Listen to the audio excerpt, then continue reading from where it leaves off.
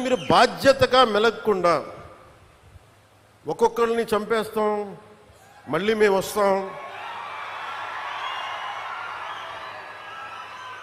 అని మీరు పిఠాపురం లాంటి చోట కూడా మీరు చిన్నపిల్లల మధ్యలో కాస్ట్ ఫీలింగ్స్ పట్టుకొస్తే మిమ్మల్ని మీ అధోగతికి నేను ఏం మాట్లాడను, మీ దిగజారుడుతనానికి నేను ఏం మాట్లాడను. ప్రకృతిని ప్రేమించేవాడు, తల్లిదండ్రులను గౌరవించేవాడు చేసే పనులా ఇవి? పిల్లలకి కులాలను పట్టుకొస్తామా, ఆపాదిస్తామా? వేరే దారులు లేవా మీకు పాలిటిక్స్ గురించి మాట్లాడడానికి? సిగ్గుందా ఒక్కొక్కరికి అలా చేసే వాళ్ళకి? మాకు నోరు లేదనుకుంటున్నారా?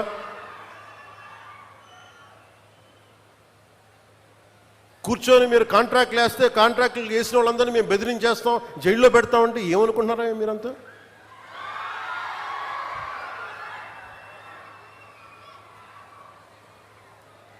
మేమేం మాటలా గుర్తుపెట్టుకోండి. అలా బెదిరించే సమూహం ఎవరైనా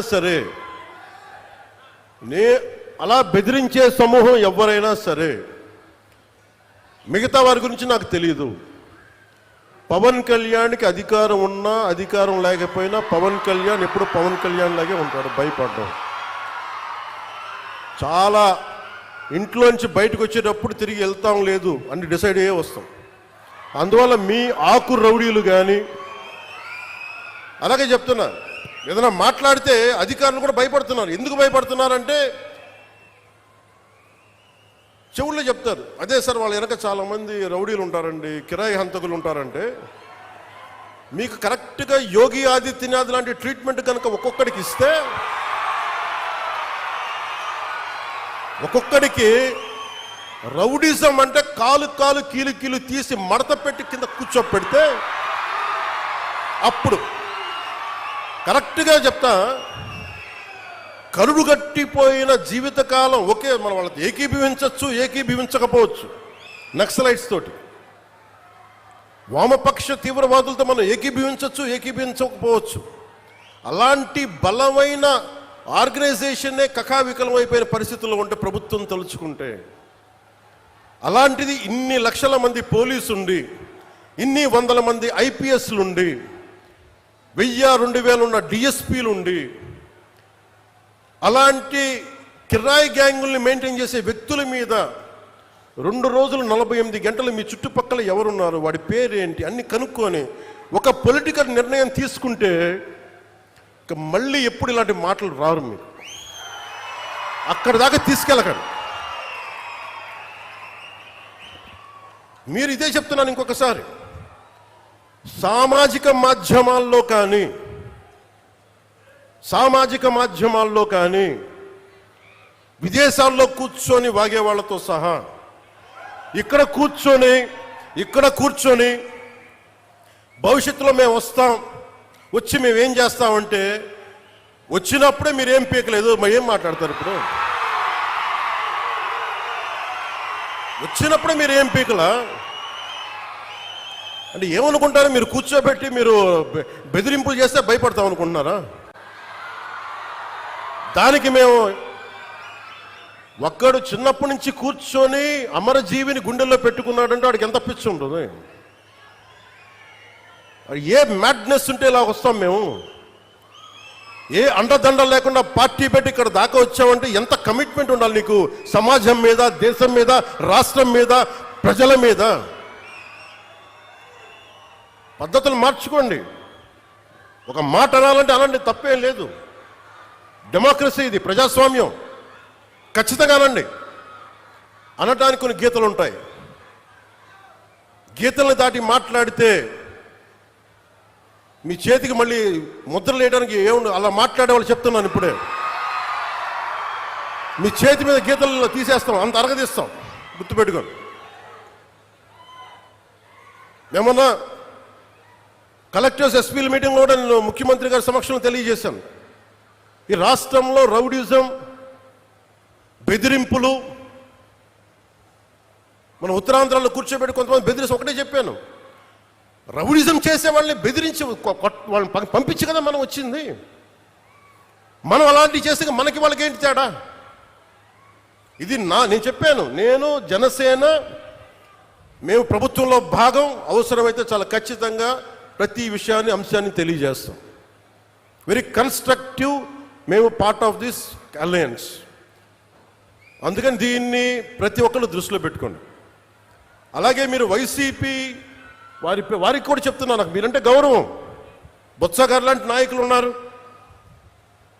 మా పార్టీలోకి సామినేని ఉదయ్ భాను గారు లాంటి నాయకులు వచ్చారు, శ్రీనివాసులు గారు లాంటి నాయకులు వచ్చారు ఒంగోలు నుంచి, బాలినేని శ్రీనివాసులు లాంటి గారు. అప్పుడు వాళ్ళు బ్యాలెన్స్డ్గా ఉన్నారు, ఇప్పుడు బ్యాలెన్స్డ్గా ఉన్నారు. కానీ మీరు కూర్చొని పాత పద్ధతిలోనే మళ్ళీ మేము ఇష్టారాజ్యానంగా చెడతామంటే నేను విసిగిపోయానబ్బా. ఒక జీవితం రోడ్డు మీద వెళ్తుంటే ఒక యాక్సిడెంట్ అయితే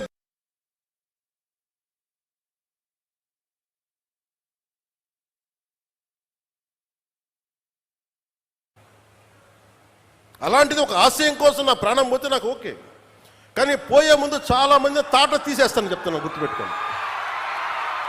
ఒళ్ళుపై తెలియకుండా, బాధ్యత లేకుండా, అడ్డగోలుగా మేము చేసేస్తాం ఏదైనా, మొత్తం తీసి రోమం తీసి కింద కూర్చోబెడతాం, గుర్తుపెట్టుకోండి. మిమ్మల్ని మీ చేత చప్పట్లు కొట్టించుకోవడానికో అరుపులుగా నేను చెప్పట్లేదు, ఇది వేదంతో చెప్తున్నాను. ఇది వేదనతో, బాధతో. ఒక్కళ్ళు మాట్లాడలా, మనకి రాష్ట్ర విభజనప్పుడు ఒక్క ఎంపీ కూడా మాట్లాడలా. రాష్ట్ర విభజన జరిగితే మాకు వచ్చే నష్టం ఏంటి మాట్లాడలా. జరగకూడదు వెళ్ళారు. ఒక్కడెళ్ళి కూర్చొని ఎంపీల్లో మాకు ఈ నష్టం వస్తుంది మాట్లాడడానికి భయం, కొడతారో లేదు వ్యాపారాలు పోతాయేమోనని. అంత దరిద్రపు గొట్టు బతుకులు ఎందుకు మనకి? ధైర్యం లేని సమాజం ఎందుకు? ధైర్యం లేని నాయకులు ఎందుకు? సిగ్గుండాలి కదా మనకి. అరే ఒకడు కూర్చోబెట్టి 56 రోజులు మొత్తం కడుపు కాలి ఏడుస్తాం. అతనికి కడుపు మంటకి భరించలేక బంకబట్టి గుడ్డ కట్టుకొని బట్ట కట్టుకొని కానీ కడుపు నిండా పెట్టుకొని ఏడిస్తే అతని ప్రాణత్యాగం మీద వచ్చింది. అలాంటి రాష్ట్రానికి అన్యాయం జరుగుతుంది, ఒక్కడు మాట్లాడేంటి? నాయకులు చేసిన తప్పులకి ప్రజలను ఎలా శిక్షిస్తారు? ఆ కోపం ఎవరికి ఉండద్దా? మనలో మనం కొట్టేసుకుందామా కులాల కింద? అమరజీవి జలధార వస్తే ఒక కులానికి వస్తాయి ఆ నీళ్లు. ఈ వేదిక పైన అంతా ఒక కులమా? పనిచేసే వాళ్ళంతా ఒక కులమా? ఏం మాట్లాడతారు ఒక్కొక్కడు? కులాల సమూహంతో కూర్చోబెట్టి కొట్టుకుంటాం, కానీ సమిష్టిగా ఇది ఆంధ్రప్రదేశ్, ఇది భారతం, ఇది భారతదేశం అని లేదే ఎవరికి. నాయకులు కూడా కావాలని అదే కోరుకుంటా ఉన్నా. నేను ట్రాన్స్పరెంట్గా పట్టుకొచ్చాను. 10,000 మందికి ఏకదాటిని ఇచ్చానంటే నా కులపోళ్ళని ఇచ్చానా? నేను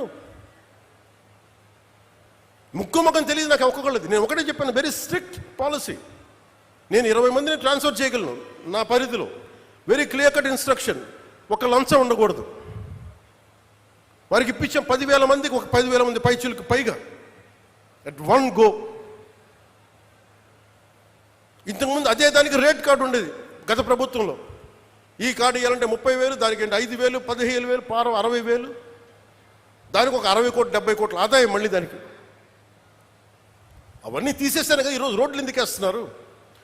నువ్వు లంచాలు తీసుకొని అధికారుల దగ్గర రోడ్లు ఏమంటే వాళ్ళు ఎందుకు వేస్తారు? అందుకు ఫస్ట్ లంచం అనేది తీసి పక్కన పెట్టాం. మీరు జీతాలు తీసుకున్నారు, మీకు ఏదైనా కష్టం వస్తే నిలబడతాం, మీరు ప్రజల కోసం పనిచేయండి. ఈరోజు ఎందుకు 27 లోపల అవ్వాలి అధికారులకు చాలా స్పష్టంగా ఆదేశిస్తున్నాం.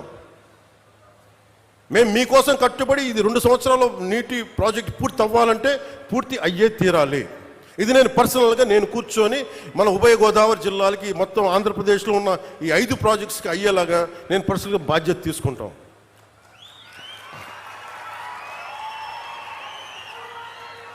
మీరు ఊహించుకోండి, నా స్వార్థం వదులుకోకపోతే, నన్ను నేను తగ్గించుకోకపోతే 3,500 కోట్ల రూపాయలతో పల్లి పండుగ 1.0 చేసేవాళ్ళమా?